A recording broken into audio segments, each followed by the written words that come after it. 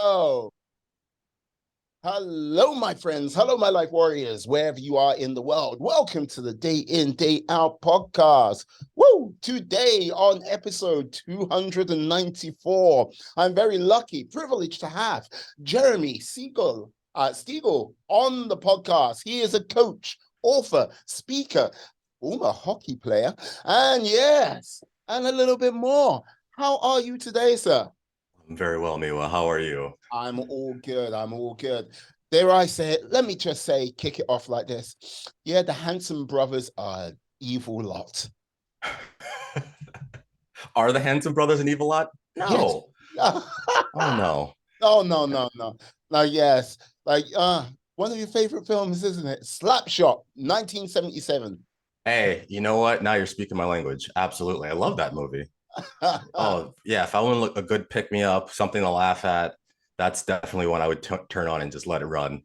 Right. Was Slapshot the thing what drew you into hockey, or was it something else? Well, it kind of covers some things that drew me into hockey with the physicality, fighting.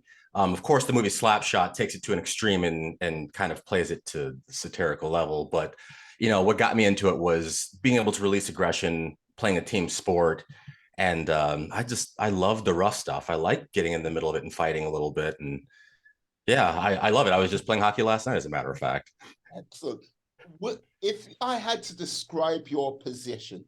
Would it be kind of like not so much the sort of person goes around scoring, but more of a sort of enforcer or guardian on the field? When I played competitively, yeah, I was, I could be considered an enforcer or, I called it a peacekeeper, so yeah, it's one of those things that, there's certain unwritten rules and, dynamics within the game of psychological, getting under your skin and, oh, somebody's gonna come after me. So I enjoyed that aspect of it. And then if I had to stand up for my team, my Uh-huh. teammates, I was more than willing to step into that role.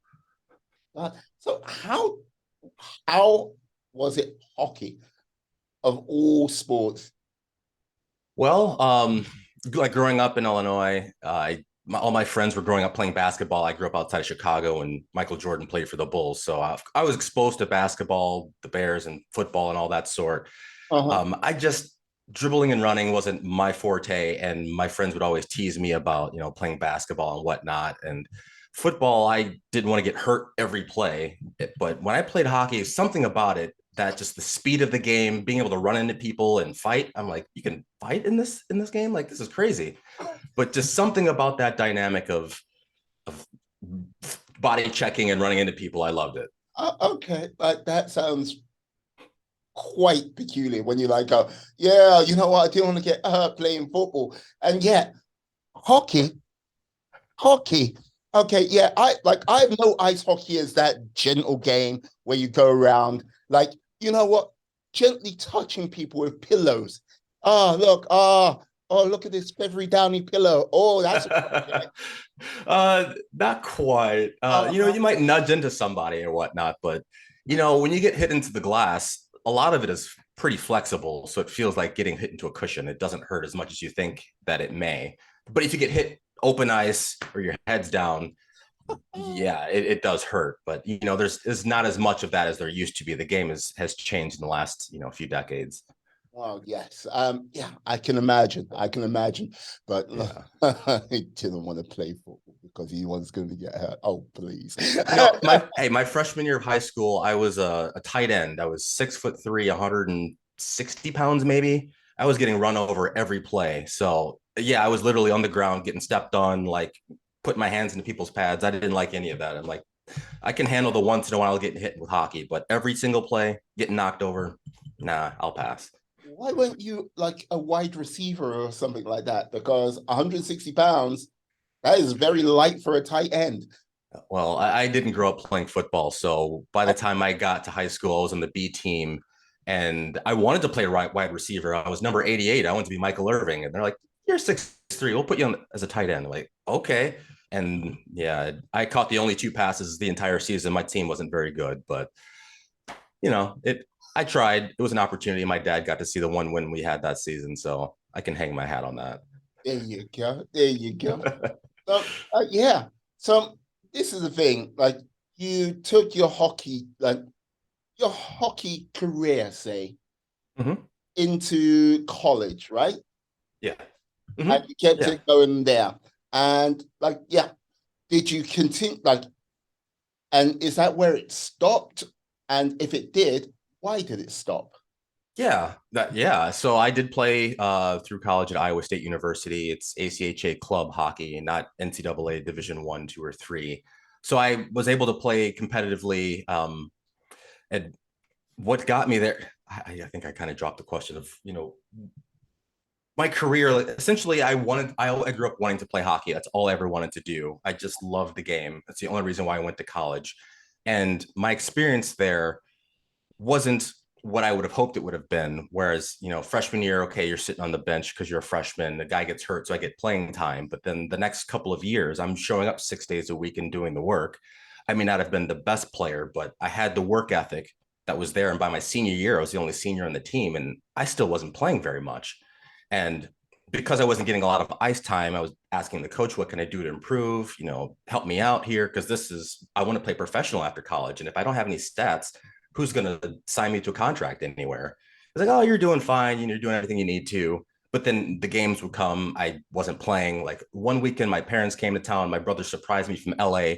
I was a scratch for that night. And it just broke my heart that, my family came so far to see me. My brother surprised me from California, and I'm sitting in the stands with them. And, so I had a lot of experiences that started to make the game not as fun as a sport or a game could be, because it's a sport. I Mm, remember hearing my coach saying, like, it's not about having fun.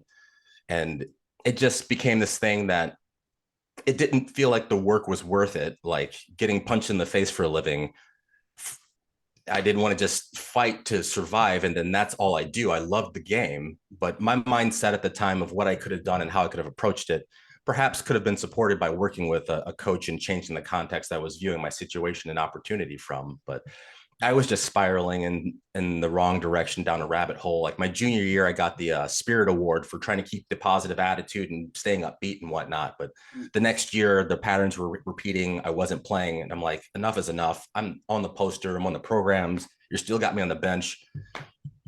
I'm good. I'll graduate in 4 years and spend my time with my best friends. And I still am best friends with all my college teammates, and I'm satisfied with the career that I had, and I understand, how it all played out. Now turning 40, it's like I recognize that the window of playing competitively is closing as guys are retiring. So, it was what I wanted it to be. I got to see a lot of cool places and experience a lot of wonderful things, meet a lot of awesome people, and shape my life experience. So overall, it's been just an absolute dream, and to continue being connected to hockey and around my passion, I'm still living a fulfilled life. Like I said, I played hockey just last night.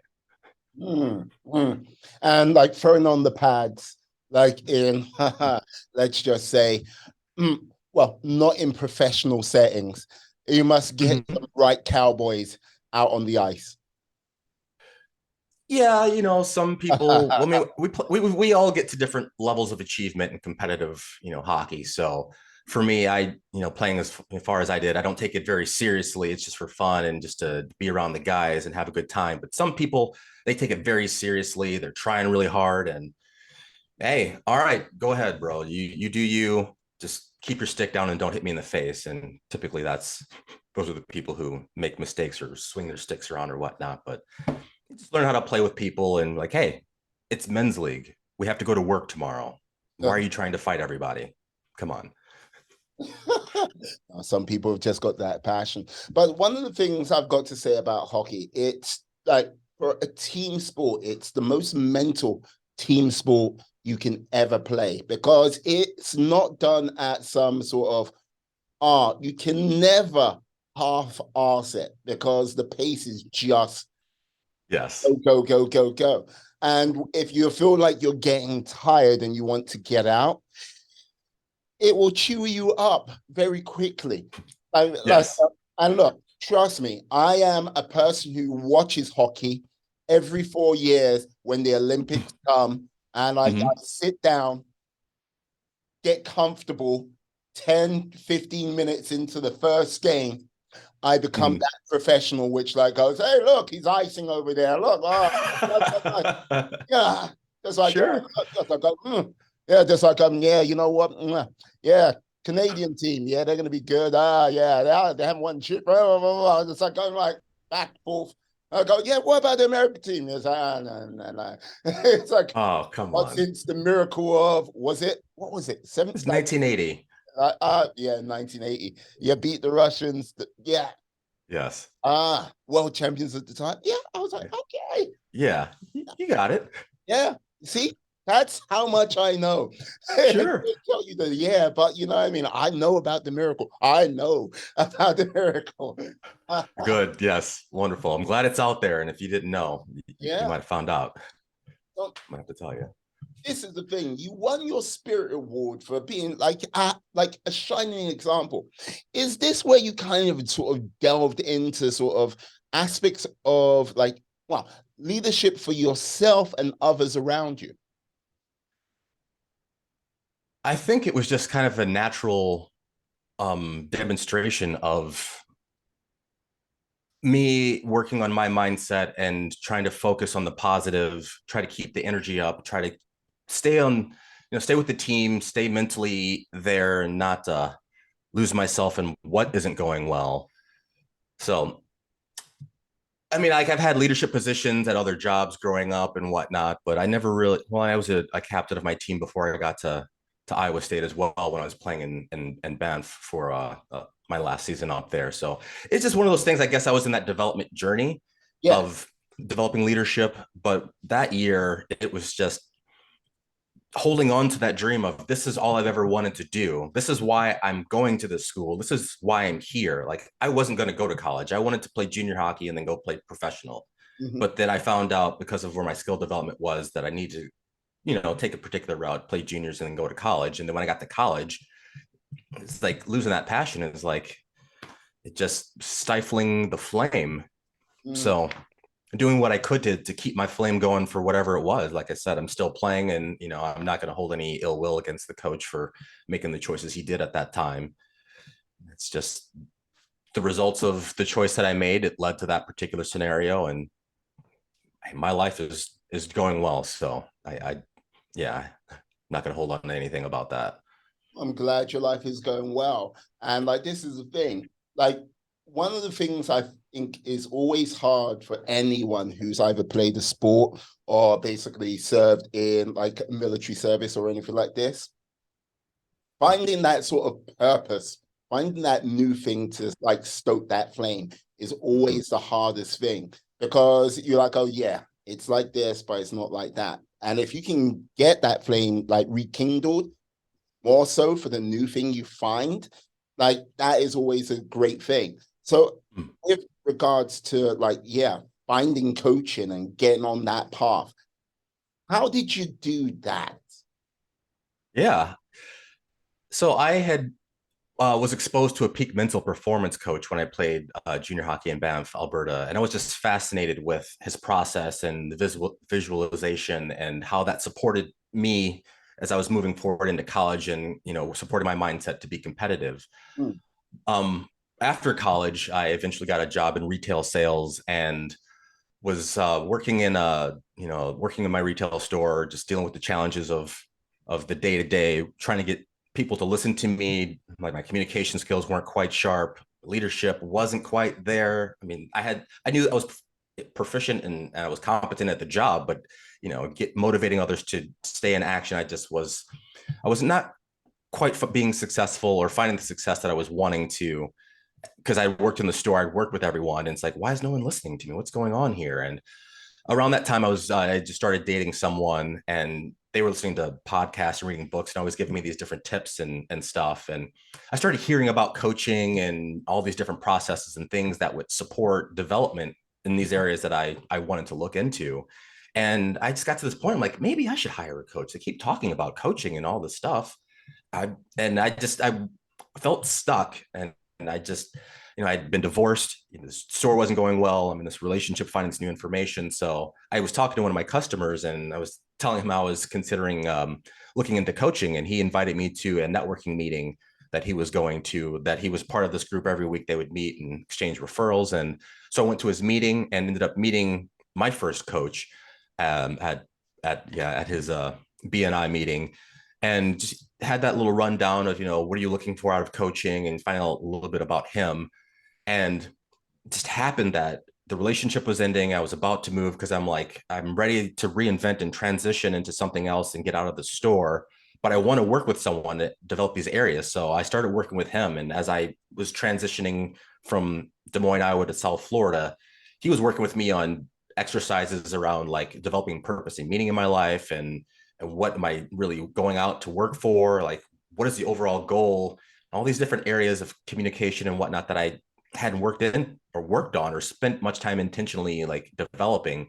He started like introducing exercises that started to get the motor running, to start to create the shift.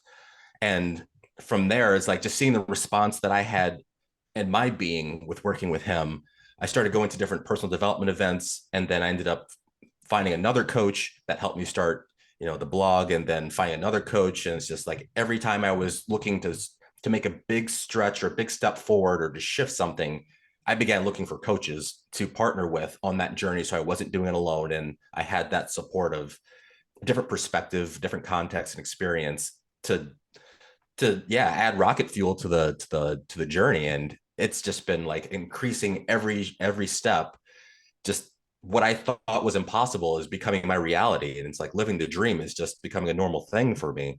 Also stepping through fear, but thankfully, like I said, I had that mindset of looking for the bright side. What can I do? And that's served me well to lead me towards, okay, let's hire some support. And then it's been a wonderful journey since then. Yeah, like this is the thing. I am curious because look, when it comes to anyone's journey, the first step is always different. Everyone goes like, yeah, you must start here, but no, it doesn't work that way. From what I've seen, everyone's first step is different. It might be like, yeah, overcoming fear. It might be like, yes, just simply do it, like starting a blog. It might be a myriad of things. What was the first step your first coach got you to do?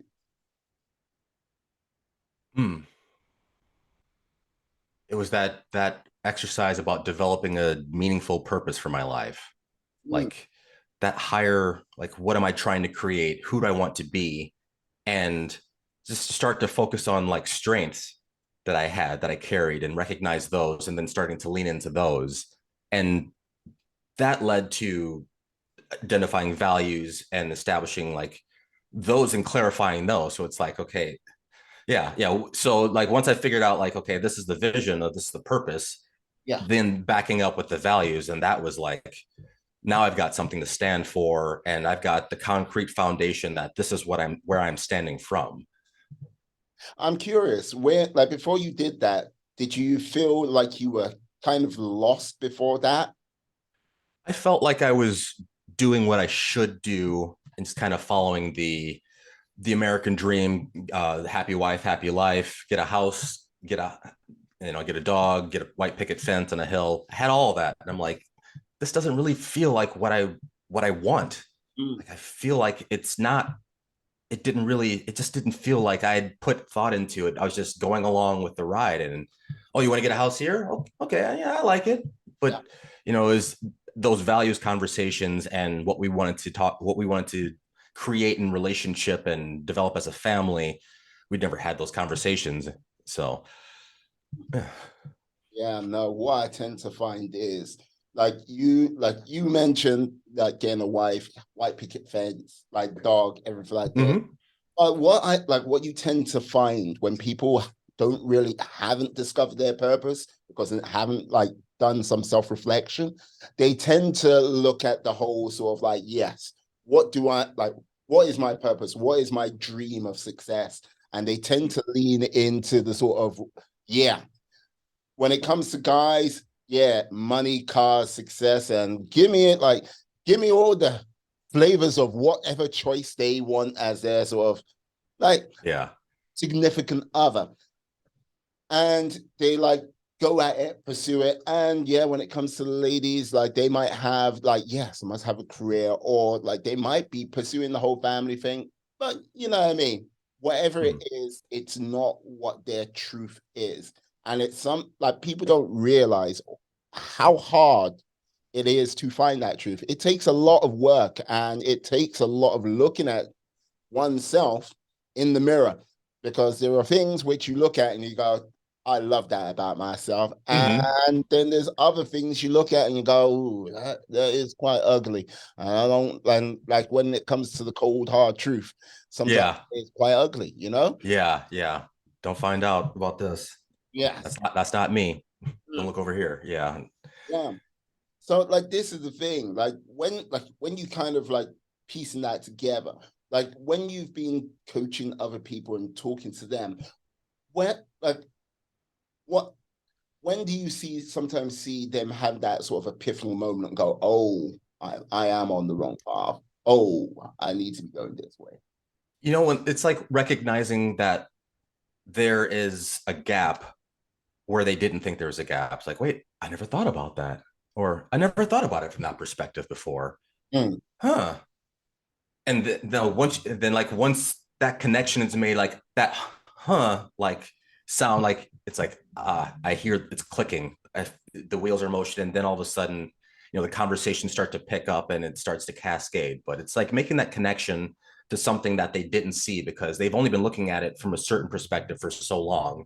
It's just the only way that they see it versus considering other options or other ways of being about it. Oh, I hear that. Sometimes when you like that conversation and like, you know what I mean? I'll talk from personal experience. Like when you kind of have that sort of epiphany moment, go, huh, right. Okay. Like, and we got to remember in the equation of life, if everything's gone wrong again and again and again, you're the number one constant in that equation. And if you're Mm. not taking like what I tend to find people are more open to it. And this is what I found with myself when you are prepared to take responsibility for Mm. like not certain aspects of your life, but like sort of every aspect of your life, which is sometimes easier said than done. You know what I mean? Yeah. Yeah. Like the journey of that personal responsibility, like it's taken me 7 years to get to a point of being centered in my on my journey of being able to speak about things and not be triggered or anything like that. But yeah, like I've kind of lost the question, so Oh, you sorry. said it took no, you said it took it's a journey of 7 years. And like basically think to stop things triggering you in that sort of aspect. And like Yeah, when you say things triggering you, what were some of the things in the past which triggered you?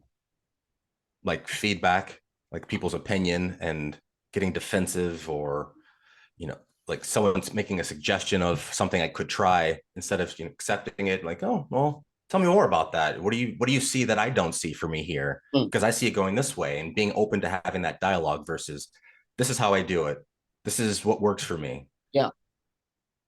That was how I when I was in my coaching program. That's part of my structure of how I showed up. And they're like, well, that could be limiting your opportunities if you're so structured that you're not looking a little bit outside the boundaries of that winning strategy, essentially, is, what it's called, of that what works for you to get you here won't work to get you to the next step or that next phase of what you're looking for. So being able to identify that and recognize, oh wait, this is how I'm responding in this way, and this is typically how it goes for me, and then being able to intentionally choose of how I want to respond from that place of choice. It's been a very empowering for me. It's been a difference maker, and being able to share that with my clients and the people that I work with. It's yeah, it's that bit of information that we don't have sometimes, like, oh yeah, you're right. Oh, connect that gap. I didn't see it from that perspective. And then, aha. Yeah. But everyone's different, and whatever that they're coming to coaching looking for. So Mm, it, yeah. it the time varies.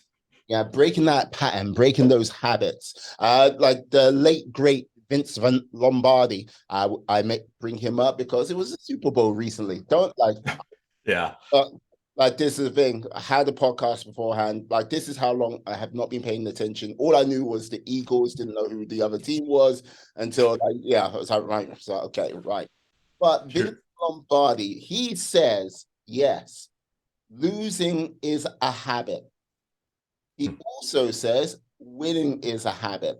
And the whole thing is when people I like when I've seen people get trapped in those sort of patterns of behavior, like time and time again, going through that sort of endless loop, breaking those patterns is ever so hard. What would you say are some like has there been any sort of like not one trick pony sort of like way of breaking those habits? What would you say would be a good exercise to help one or two people doing that? Yeah.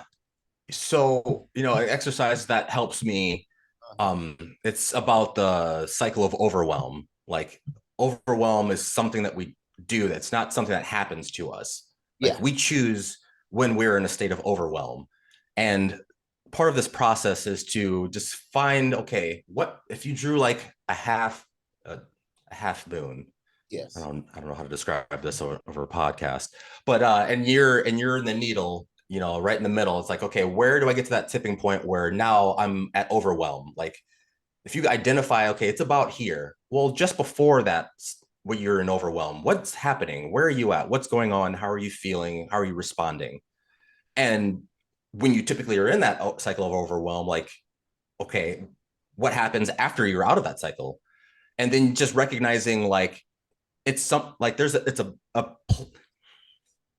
like it's a something that's happening that all of a sudden there's a trigger that's that tipping point of I'm doing too many things at once. Too many people are talking at the same time. All my social media and everything's ringing at the same time. It's Mm, like, well, what can you do before you get to that point of overwhelm that could shift how you're responding to your situation and to your environment so that what's coming up is where you would declare that you are feeling over in that state of overwhelm. And so for me, like recognizing that these points of a lot of information coming in or being in a crowd of people and I've got a lot of stimulus coming in, like that can be um a situation where that I could feel like, okay, my mind is getting a bit overloaded.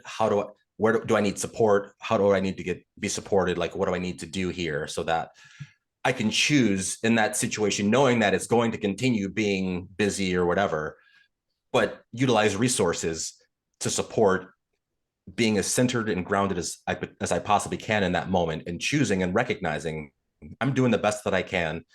It's just feedback. It's just information. It's just what is happening. It's not about me. How do mm. I want to be about this? Because that is about me. Yeah. No, I hear you. I hear you. And like this is the thing. I think with a lot of people today, they get easily overwhelmed because okay, now I'm not going to say we live in a cotton wool society. I would say it's regards to some of the sort of day-to-day pressures. If you compare Mm-hmm. it to like 100 years ago, like it was a lot more sort of tooth and claw and life and death. And you went 100 years before that, it was even more so. So you had to have this sort of reserve of resilience within you to sort of like, yeah, deal with that sort of like overwhelming feeling. Today, Mm-hmm. as you sit in the United States and as I sit in the UK, look, number one country when it comes to economics and everything like this. Like, you know what I mean? Like, Mm-hmm. I believe we're number 4 or 5 in the sort of like country wealth ranking. But Mm-hmm. life is considerably easier in both of our societies with regards to our day to day. So that sort of realm of resilience is Uh-huh. there because you don't have to really call on it on a regular basis Yeah. unless you're doing certain like sort of key jobs, if you get what I mean. Yeah, I agree. Yeah, like being able to yeah. I'm sorry, I tripped over myself at the start here. Oh, Being oh man, Could we're you having say that? a conversation. That's all we're Yeah. doing. Okay, no problem. Yeah. So So I'm sorry. Could you repeat? yeah, no, I'm like as I was saying, with regards to the realm of resilience, living in like, Resilience. Yes. yeah, Yeah. societies, we don't. Yeah. You know, for me, like in developing resilience, like that was part of my structure for hockey and making it to each level. Like I didn't start playing competitive hockey until I was 13, by the way. Like most people start ice skating at 5 or 4. So I was behind the curve from the very beginning, and it was getting up and dusting yourself off and trying again. And developing that personal responsibility, accountability of, am I going to get up? How am I going to be about this challenging situation that's not playing out the way that I was hoping that it would, that I intended it to play out? You know, and I think, that, yeah, like some of those well-being, perhaps, techniques we don't talk about of how to manage stress, how to deal with loss, and to be able to support people in this society who might be struggling with being second place, not getting the job and being turned down, or being close, but yeah, you weren't quite there. Like just being close is like, instead of just instant gratification, I can have everything I want all the time. No one tells me no. Like that's not exactly how the world works. Being able to connect with other people and not take things personally, it's a skill to develop, I feel. And I don't think that we spend a lot of time developing it because it's about more and now. Yeah, you know why I think it's a little bit harder, because okay, we're kind of in this weird realm of limbo where okay, right, like instant self gratification. You can get everything you want if you want to be entertained in an instant. You can pick up a phone, you can watch a film, watch a TV show anytime you want. Back in the day when I was young, I would imagine when you were not as young as me, but like, yeah, you had to like show up religiously, like Mm. to watch a TV show. There was no Yeah. earbuds, coconuts, and if you missed that episode, you were done until they Yeah. run that show for God knows how long. So it was like, right. Yeah. Yep. It was like, okay, games, everything, right? Food, yes, no Yeah. problem. But we also live in a world where, okay, yeah, as you mentioned, you go for that job. Yeah, you might be just 2% shy of being like the perfect candidate, and you don't win. You'll be playing a sport, and yeah, you might be excellent, but the other team's better. You don't win. And like the whole thing is, I think a number of people can't actually deal with that sort of juxtaposition of I get everything all the time when I want it, to the other part of reality of life, which is yeah, there's sometimes where you are not gonna get jack for your efforts, you know? Yeah, yeah. I think it comes down to that human nature resistance to change. Mm. You know, because to transform who we are and, like I said, what works for us, and you get to that job interview and you're almost quite that guy, or the candidate that was qualified. You almost made the team or won the championship. It's Mm. like, what could we do as an organization to get that 1%, that over that hump? Like, what can I do individually that my career, perhaps my resume doesn't look, the way it needed to, or this one area in the interview, it turns out like I don't have the same amount of experience, or maybe I have the qualifications. I know I'm the guy, Mm. but perhaps this isn't the company that is going to highlight what I bring into this organization, what I bring into this world. And I'm willing to find that organization because I've got something to say and something to contribute. Like, to know who you are, what you bring, and not be shaken by that, defeat, or, negative, or whatever it is. Stay in action, stay with momentum. You're focused on that higher commitment because like, this is where I'm going. This is what I serve. Like, this is my higher vision, my ultimate goal. That when you lose, when you don't get, it's not a loss. It's an opportunity. It's an opportunity for growth and for a lesson, something to learn, to an opportunity to expand your capacity in some area. Yeah, I've always looked at it as an opportunity. I remember my first store I was in, whenever I would mention like struggles being an opportunity, like, oh, you take your opportunity and shove it. I'm like, Mm. but there's only like upside from here. Like, sure, we may have made a mistake on an order, but we get to fix it and show up on the other end. And I think how we show up on the back end of these situations, that's a lot of value that is undervalued. Mm. Yeah, but this is the whole thing. They're showing up and then they're showing up. Like because like this is all like because you strike me as a person when you show up with your best foot forward. And like you're like, oh yes, okay, right. Let's let's see what we can do. We're in control of our destiny for the most part. If shit goes wrong, we can fix it. We'll get it done. Mm. Other people show up on the back foot and they just like want to hand back, and you know what I mean? Mm-hmm. Everything like it's like no, there's no point in trying to fix it. It's gonna go wrong. And like, you know what I mean? They're kind of that millstone to the team. And like, yeah, trying to shake those people out of that mindset Mm-hmm. sometimes takes a lot of energy and effort. And then there's sometimes where it's not worth it. Like when you have like had a team member where you looked at them, but you get the sense you can salvage them, what's been the thing you've said to them in the past? It's always come back to what's important to them. Mm-hmm. Why are they here? Why are you working for this company? What do you want to get out of being here? How can I help you get to that level or to achieve that thing or to create the scenario in your life environment where you're able to show up where you need to? You know, like you mentioned, sometimes that teammate that you can't shake, it's a lot of work and it's like it's not worth it. If someone doesn't want to change, they're not going to change. And to try to convince someone that what they want is something else just brings up a barrier and a wall of resistance that we've created an obstacle versus acknowledging what they want in their being in that moment.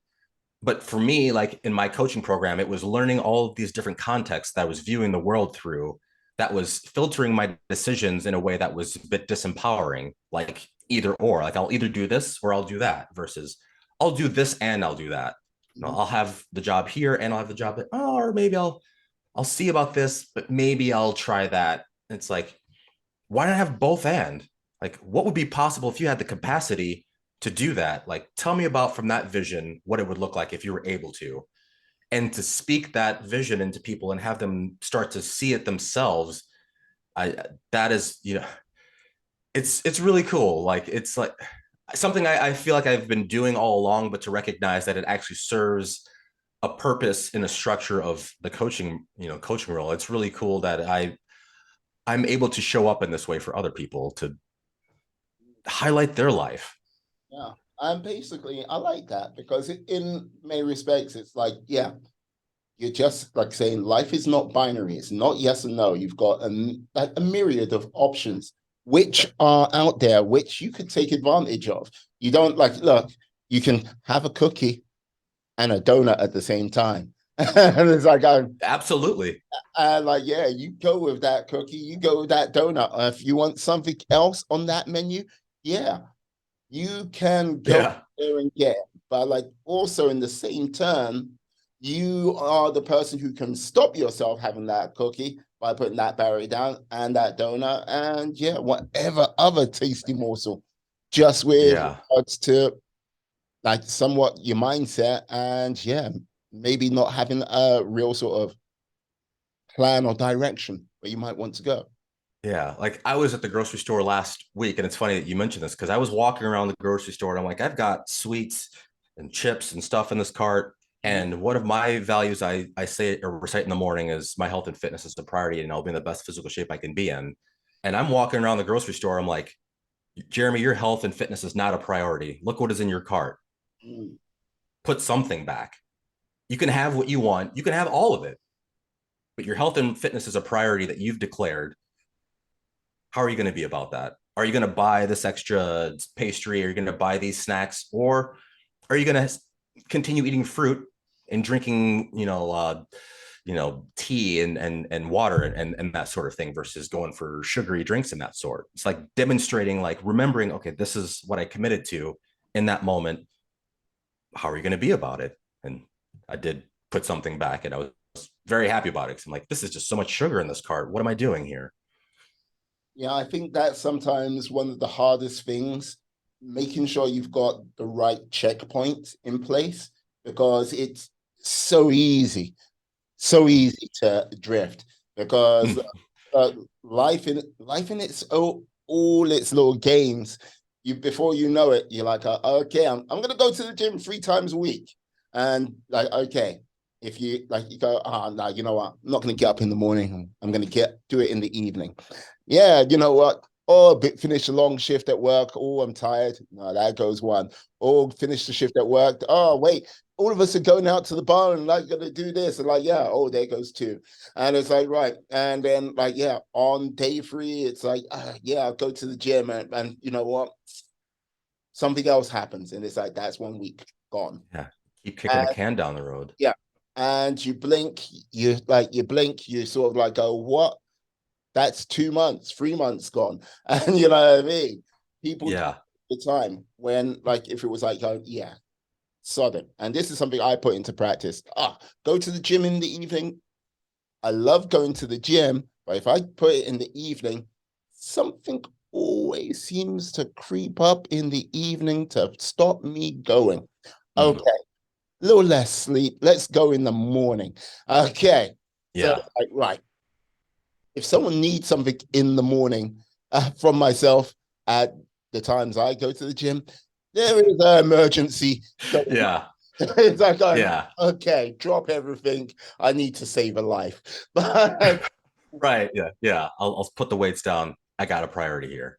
yeah, but I think people don't actually think about how they can like reduce the realm of resistance to whatever activity they want to do to improve their, Yeah. you know? Yeah. Like if it was setting up your gym bag the night before and having it right by the door. And as soon as you get up, you just grab the bag and you just walk out the door and you don't even think about it. Yeah. Like I have free weights in my apartment here. So working out for me, I want to stay as physically fit as I possibly can be as long as I possibly can continue the habit. And it's Mhm. like if I want to work out on Wednesday and Saturday and something comes up, it's like I've got these weights. I can do it here. So it's like take away the excuse because I can just grab some weights and start curling or doing push-ups or squats in the apartment. I don't need all of the fancy gym equipment. So it's like take away the excuse. Like I also wanted to start getting up earlier in the mornings. And so I took the phone out of the bedroom and moved it across into another room. So I have to get up and go turn it off. And it forces me to get out of bed. And now once you're up, you're up. How are you going to be about what you said that you were going to do when you got out of bed? Mm. Yeah, no, I hear you. Like it's one like I always kind of look at it and go, right, okay. Like there is what's his name?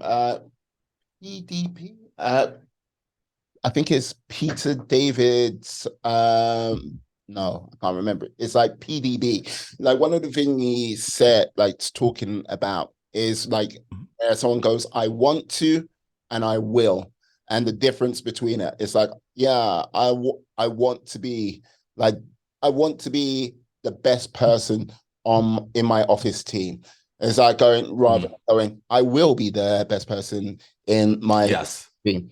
And you're like, I was like, it's like the way he was saying it was like, when you go, I want, it's airy fairy. It's like, yeah, you're kind of committed to it, but you're not. But when you go, Mm. with, I will, it's like, yeah, there's authority and like there's something behind it. Okay, that you got your why tied up with it and off you. Yeah. And Absolutely. yeah, and like he said, he checks his son wanted to. He was doing a mixed martial art. He was doing judo, like Brazilian like jiu-jitsu or something like that. Mhm. And his son was like, I will be the best, blah blah blah. Like, yeah. And like Yeah. a few weeks went down the line, as you know how kids can be. It's Yeah. like, yeah, it's like kind of like you, and it was like his dad was like, he went, yeah, what happened? I thought you said I will be the best. So it's like, well, yeah, no, no, no, no, and like the son pushed back. Mm. Unfortunately for his son, his brother was there. You know what I mean? Just like, Uh-huh. No, you said you will. He was, and so that kicked off. And that, yeah. Yeah. And it was like, yeah, like between like the difference between I want and I will, like instilling that will rather than I want. Yeah. How do you connect with someone to get that down? I read somewhere that if you continue wanting things, that you'll just stay in this constant state of wanting. Mm. And when you declare I will, like you said, that has intention behind it, that has a purpose behind it of this is what I said I was going to do. It can come to integrity as well of how you show up and how consistently. But if you trust yourself that you will show up, if you know through your track record of consistency that you may not have gone to the gym today, you may not have done the thing today, but tomorrow you will, it's going to happen. Like you don't miss 2 days. You don't go a week without going to the gym. I will be this. It's an opportunity to continue like letting it percolate and manifest, because I declared that I was going to be a writer, a speaker, and a coach. And I was telling people I wanted to be a coach in 2017, and I didn't know what kind of coach I wanted to be. But I kept telling people I was going to, all sorts of different places and talking about it to figure out what type of coach did I want to be.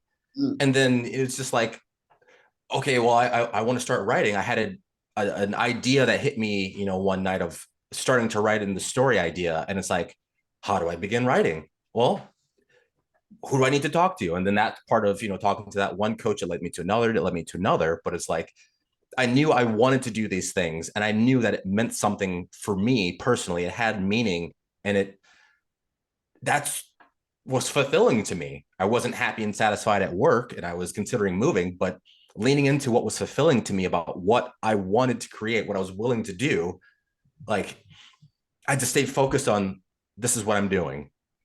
I'm in my lane. I'm going this direction. How do I find this? How do I do this? And then when I, met to the coaching program, they're like, expand that capacity, but still that figuring out the purpose of what I wanted to do, what I was willing to do and staying in consistent action and finding support when I would fall out of action. That, yeah, like I said, the dream is real.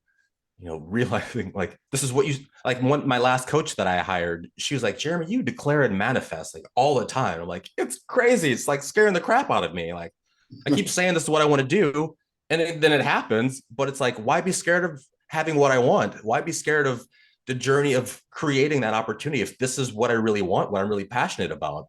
And it's starting to shift my relationship with being uncomfortable and having energy. Whether it's nervous or whatever, it's just energy. Like, all right, this means something to me. This is important to me. So just take that and let's go. Do what you can. Do the best you can. Oh, I hear that. I hear that. And like this is the thing, you bring up important points with regards to consistency and with regards to comfort zone.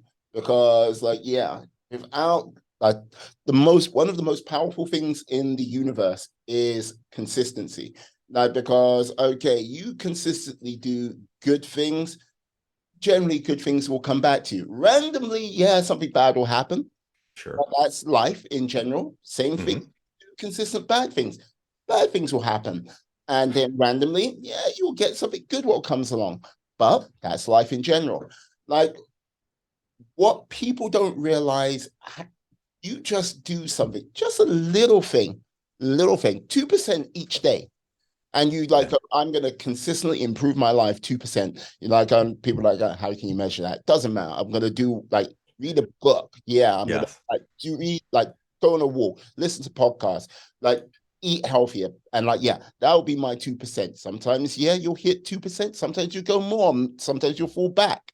But you fast forward that by a year, you've gone way past what you were before. You've evolved, you've grown as a human being, and people will like, oh, wow. But it's one of these things where you still got to consistently maintain it, Yeah. And it becomes a habit, with that maintenance. Now I'm reminded of the Bill Gates quote of people tend to overestimate what we can accomplish in 2 years and underestimate what we can accomplish in 10. And it's like, oh, I can totally get all this stuff done in the next couple of years. But it's like, if I'm doing this 2% improvement every day for 10 years, what could that create if I'm compounding that interest? Like for me, I think this is year 8 of that journey. So it's like it's been a journey of realizing it for myself. If I show up and I do all these things that I said that I would do, what would my life look like in 10 years? You know, how would my health and fitness look? How would I feel mentally? Like, how would my relationships and connections be? Mm. How would I feel personally fulfilled with life? And it's my own experiment on myself. I mean, it's hard to call it experiment if there's no control and whatnot, but you know, it's one of those things that's like, why not see how we respond over the long term by continuing consistently showing up? Because what's the downside of working towards improving an area or stretching your or expanding your capacity or showing up in a new way that's resonating for you or for your community? I wouldn't say experiment, development. Like, because like this is the thing. Experiment, it's a case of you're looking there, you have no idea what the outcome is, but there is always the realm of failure. When you're developing something, yes, Yeah. there is that element of failure, but you're always looking to improve. What about fail forward? Yeah, no, but like this, like the old saying, fall down 8, get up 9. You Yeah. know, Yep. and like applying that sort of mentality to things, I would simply say, and this is not a Gen Alpha thing or a Gen Z thing or a millennial thing or a Gen X thing. I think with regards to that sort of mentality, there are people which have that. And by all means, when you see those people, they tend to be the people like revere quite highly in our society today. When it used to be, you had to have that mentality all the damn time because life used to kick in a lot harder than it is today. Yeah. And I Yeah. would say if you like if we lived in other parts of the world where like we don't have like consistent electricity, don't have light and like you know what I mean, Yeah. water running from a tap or like be able to purchase clean water, our lives would be considerably different, you know? Yeah. Yeah. I, I got nothing. Sorry. You got nothing. What? You got nothing? Ah, Jeremy. Why did like nothing at all? No. No, You, I got lost in halfway in there. So oh, like I, I yeah. no, nothing to be worried about, man. Like, hey, like just hey, we're talking. So let's Yeah. Yeah. Yeah. It's thank you for the space and for the humanity in these moments where my mind draws a blank.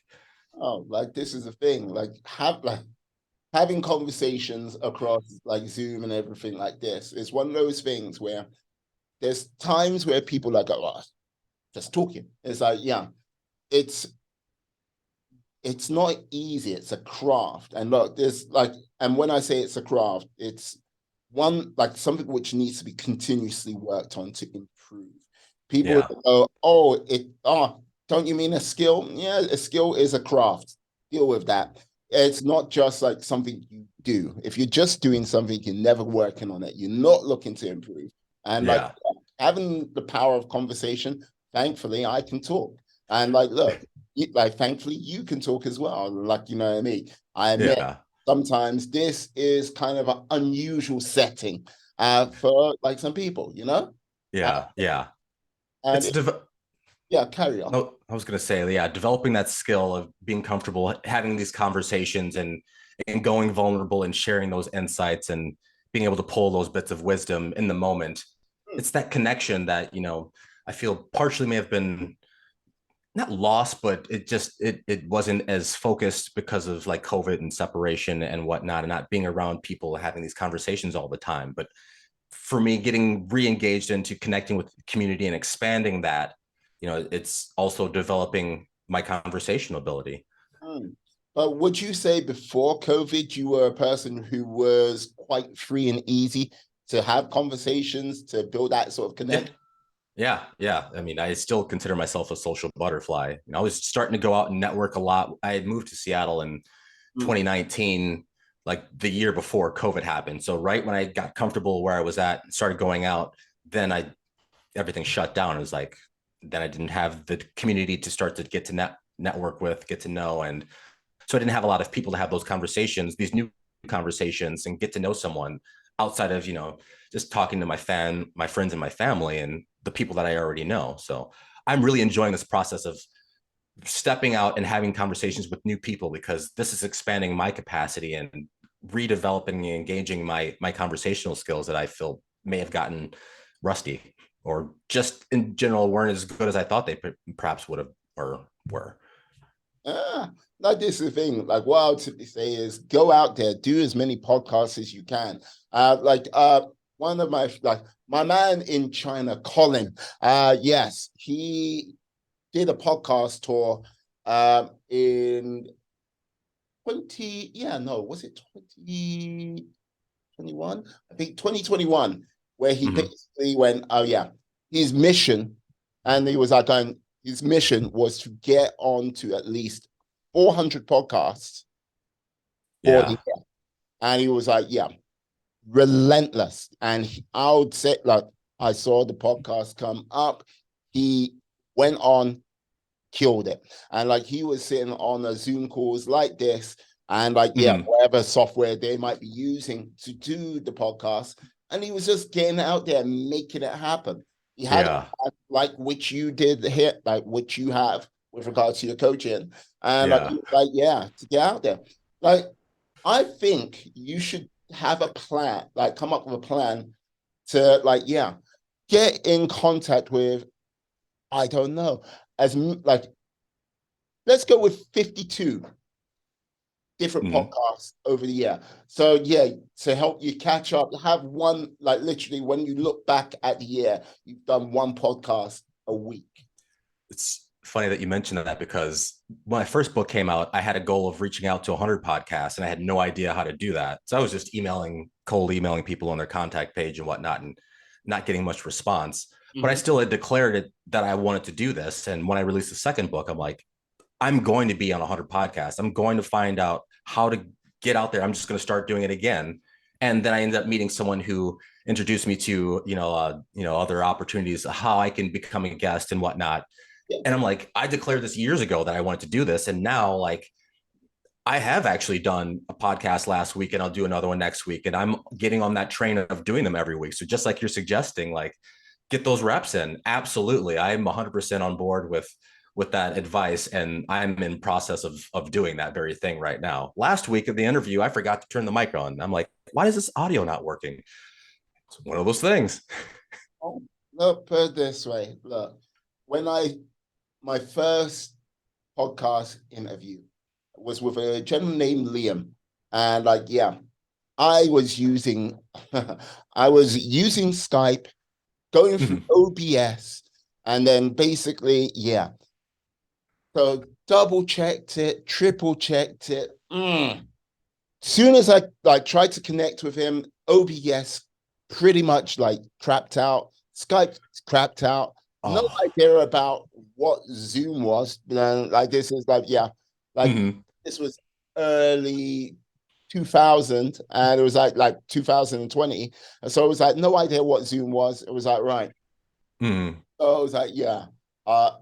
My blushes. Thankfully, he had done podcasts. He was like, yeah, okay. I record the podcast, did it. My podcast chops sucked. You know what I mean? And like I sucked at my first interview, sucked at my third interview, fourth, fifth, sixth, and like, you know what I mean? But as each podcast went by, a little bit better, teeny bit better, getting Yeah. getting a little bit stronger. And like this is the thing. Like as I sit here with yourself today, Jeremy, like look, this is podcast 294, right? Yeah. And by all means, I've still got a long way to go in my sort of realm of development. I am like far from being perfect. And like I still need to work on a shitload of skills to get me to wherever the promised land is. Yeah. Yeah, like like Moses and the like Israelites, I shall be most probably walking through the desert for 40 years and then some, never really finding that quote unquote promised land. And you know what? If it means I improve on a day-to-day basis, I don't want to find that promised land, because once you've done that, it's like, yeah, game over. I'm done, you know? Yeah. Yeah. Yeah. It's like the journey is the best part. So to appreciate that process along the way, and even if you don't get to the end, the way there, that is what is guaranteed. The end point necessarily isn't. And, along the lines of coaching, I feel like a lot of people in developing these new habits and whatever that they want to create in their lives, these reinvention, transition, people quit before it starts to get easy. Like, I want to work out, but the weights are heavy and all this yada yada. It's like you quit before people quit before it gets easy. Like, if you can stay in the game, continue getting that incremental 1%, 2% daily improvements, stay in the game, because it will show up. You will continue to improve. And I definitely resonate with that, absolutely, because I feel like with continuing to speak with others on podcast and continuing to step into coaching and my writing, I'm going to continue developing and I'm continue expanding beyond what I thought was possible.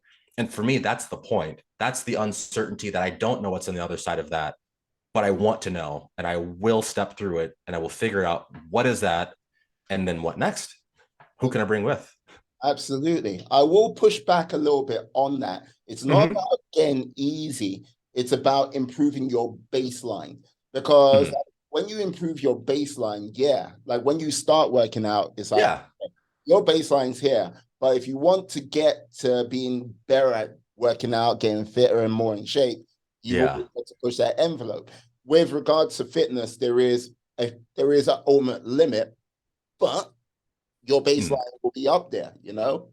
Yeah, it makes sense. Like, I like to run. I run every week, and I run, like, for a while. My baseline was 3 miles running, and forgive me for not converting my distance into metric. I am an American, but 3 miles but is 5 5K, yeah, 5K. So typically I run 10K every week. I run 6 miles, and I expanded my capacity being here, and now that's my baseline.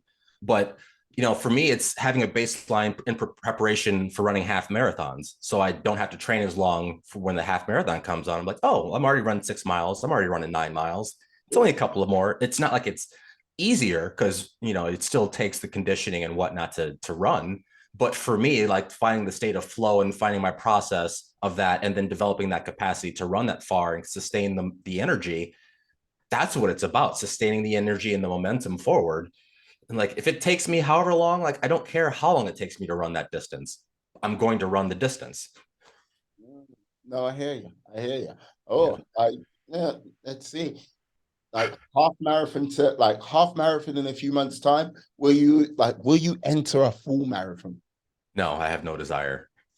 I get bored after running for 2 hours, and I don't have a desire to run for 4 hours. And I got other stuff to do. It's a lot of training, and sure, but for what I want to do with my time commitment, the investment for training for half marathons, it suits where I'm at. And for me, it's pushing my times for running half marathons. Like, I moved to Seattle, where there's a lot of hills out here, so it's training for hills and whatnot, and finding those obstacles. I like those little nuanced challenges: running in the rain, running in the wind. I get satisfaction out of the process of, rather than necessarily, like, I ran a half marathon. I know I can, but I have a desire to run a full one. Fair enough. Fair enough. I hear you. I hear you. It's like no full marathons for Jeremy. Oh, it's like that's like I'll sign you up for one. Yeah, we'll never say never. So perhaps it's in the future cards, but in this moment, that is not something that I have any intention on doing.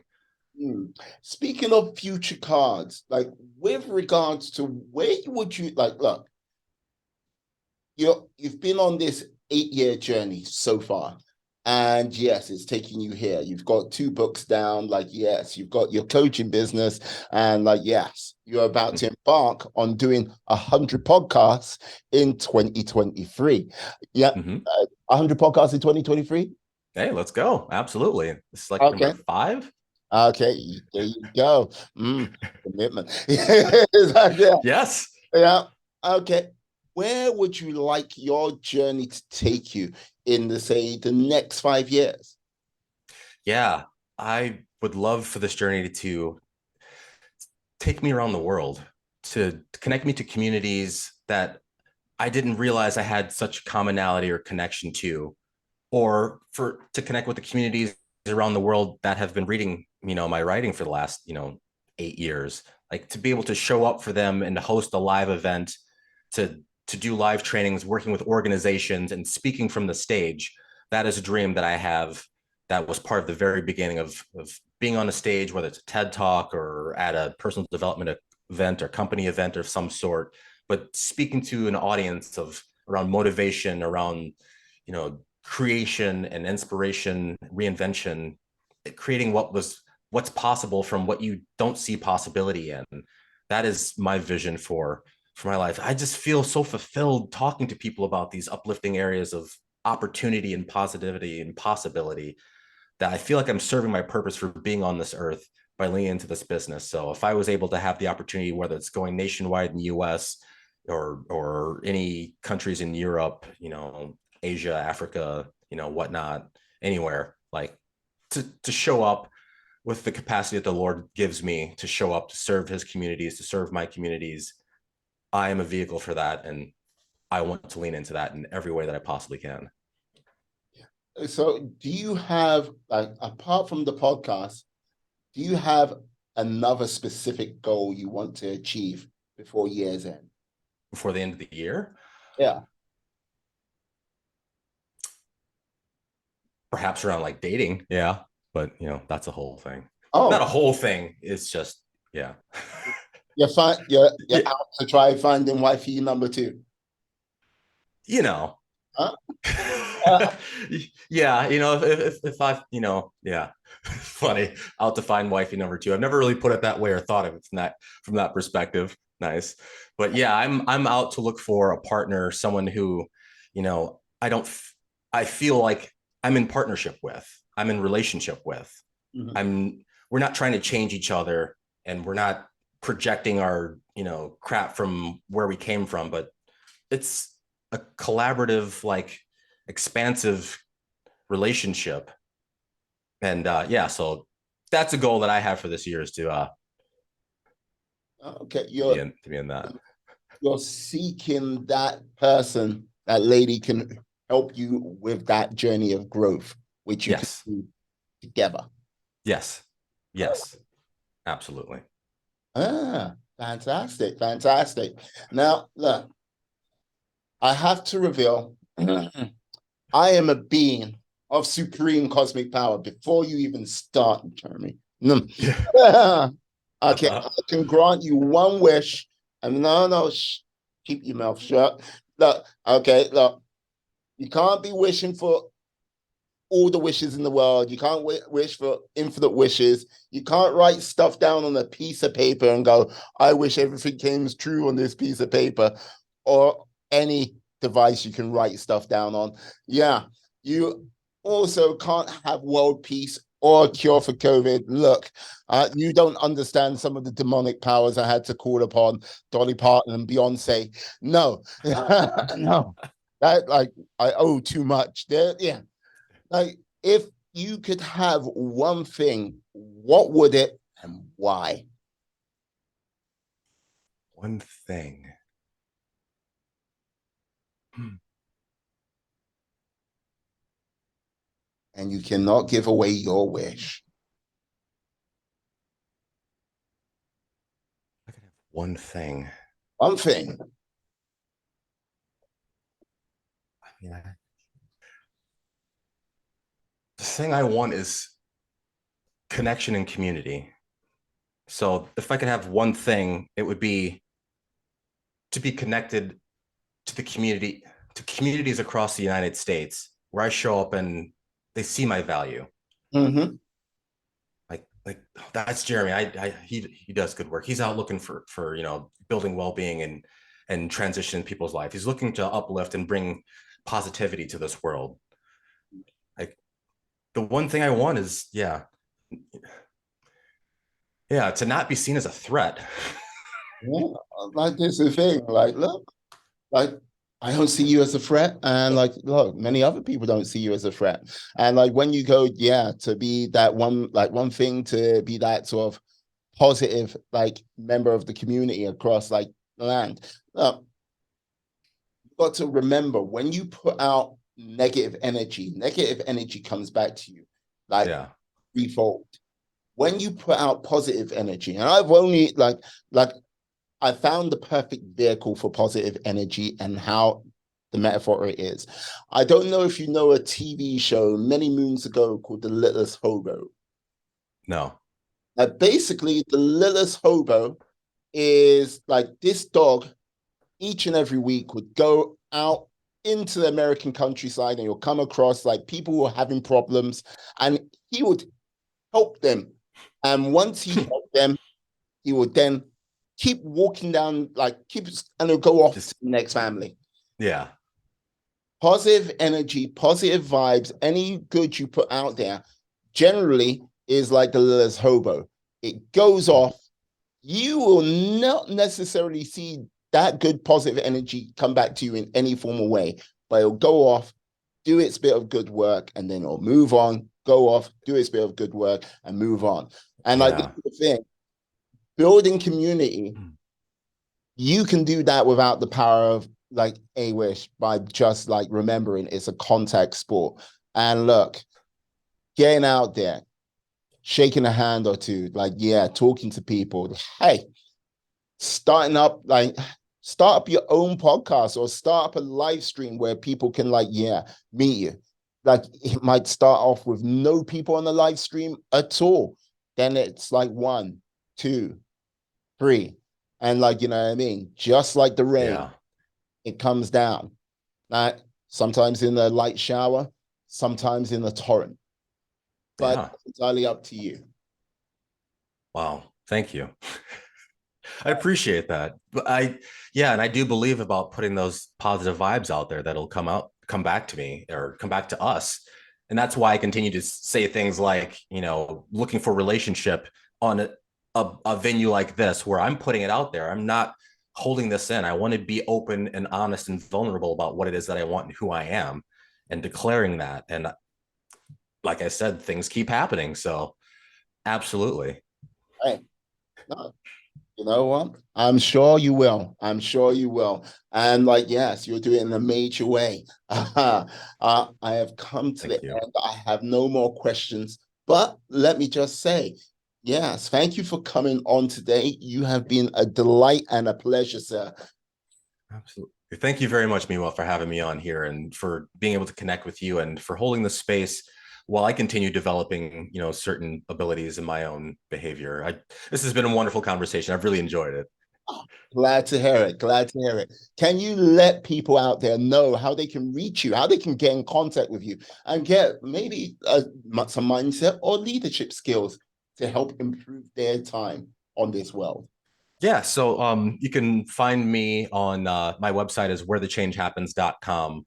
You can find my blog, the links to the coaching opportunities there. I'm also on LinkedIn. Name is Jeremy Stiegel. You can find that in the show notes, how it's spelled. I'm also on Instagram at Where the Change Happens Coaching. You can find some videos I'm putting on just about coaching and the books that I'm writing, and just kind of it's my journey of building my coaching business and getting to know me. So that's where I'm starting that journey of putting videos and that content out there. Both of the books are available on Amazon and Google Play. Where the Change Happens is the title of the first book. It's the personal development exercises I did, the results I got, and what you can try, sort of a thing to develop those new, behaviors, purpose, and meaning in life, or just different, exercises you can try for yourself and see what response you get. After the Divorce from Looking Back to Leaning In is a fiction parable that I wrote. That's more of an immersive story of an individual going through challenges in relationship and at work, and how a life coach can bring value and forward momentum to your journey. And it's that hero's journey of what people can relate to. Of, oh, I've been through these challenges before. Had no idea like I could be supported in this way. And so I'm just trying to meet people where they are in different areas of being in action or being inspired through story. So you can meet me there. Perfect. Perfect. Excellent. Do that, people. And yes, Meet up, make it happen. But let me just say this to you, my friends, my life warriors. Thank you for sticking with us all the way to the end. Please stay well, stay safe, be awesome, be excellent, be fantastic. Be all the positive bees you can be in this world and then some. And remember, 2 steps forward, 1 step back, but always keep moving forward. Hey, and we are